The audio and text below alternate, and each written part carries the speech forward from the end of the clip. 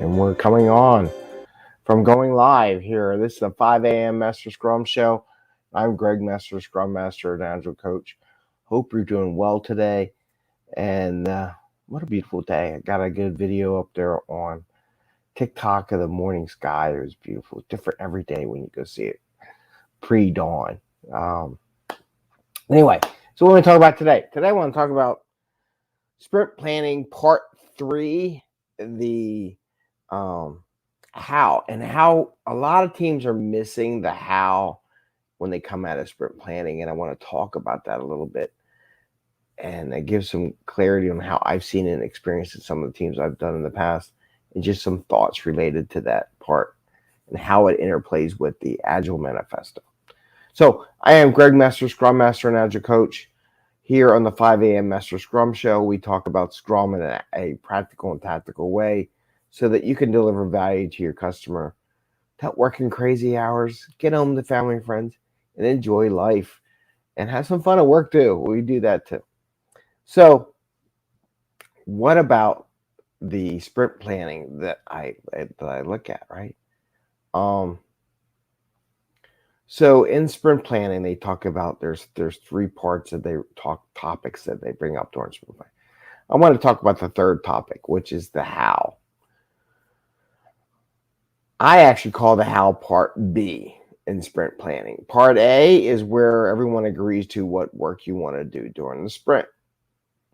That really, in essence, if done right, should take 15, 20 minutes, maybe 30 minutes if there's some last minute changes from the previous sprint, maybe something from retro or sprint review that goes into the sprint. So then you get a little more.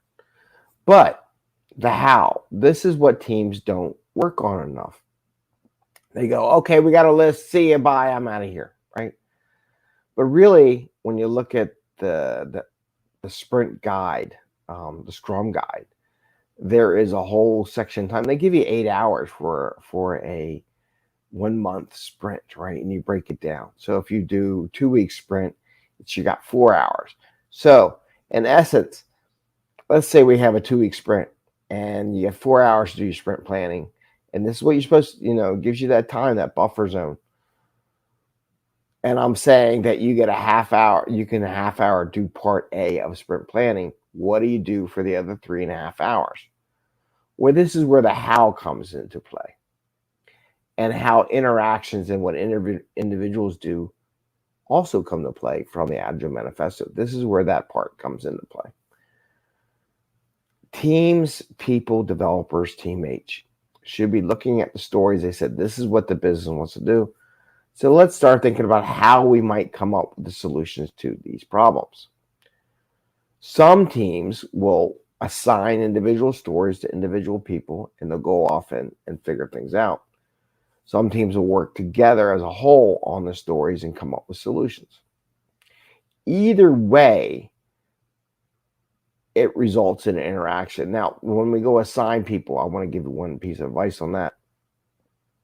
Make sure somehow, whether it be in some kind of chat, preferably in-person video conference or in person, talk about the proposed solutions, what they want to do. And it's going to involve a computer screen. I'm sorry, but if you're going to figure out this is how I want to frame it up, here's what I'm going to use. Most developers will share something from what they did in the past. I'm going to take this code and this code, I'm going to put together and make this code. This is where the team comes back and interacts, because then you get all the other teammates giving you feedback on your proposed solution, maybe providing you some additional thought, because they're reading off of what that person who's taking the lead job on that story, and that is triggering brain cells, gray matter, to spark off and say, oh, have you thought about this? Because sometimes it takes that initial catalyst to get everyone else in the group working. So that would be part B.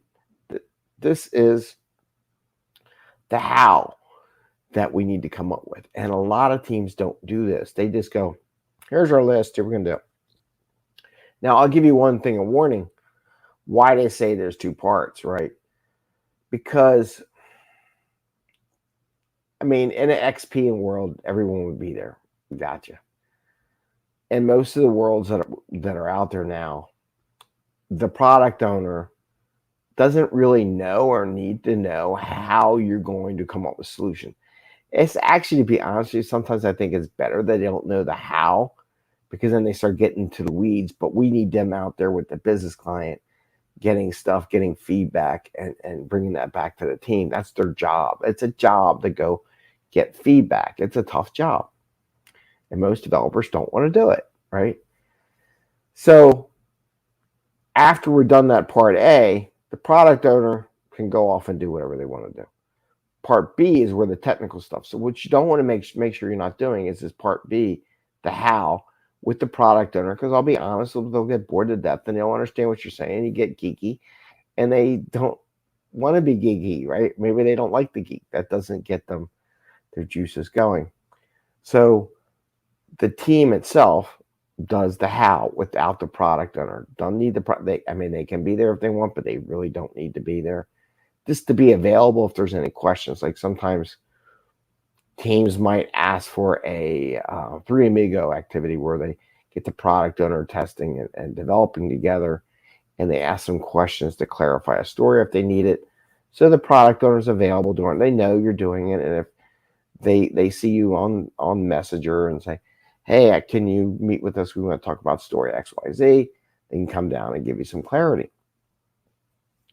But they just keep it open, but they don't need to be there. They can do other stuff and prep for their next refinement session or something like that. So now that part B, the how, like I said, is key, because if you don't look at the how, you can't really get back to the product owner and the team whether or not you think you can actually do this work, right? I mean, maybe it's like, oh, we didn't really realize how big it was. We're not going to be able to do this last one. Before you go telling everyone in the world, well, you know, these couple of things might fall off the list or be at risk of having done, because we realize it's a lot more work than we thought.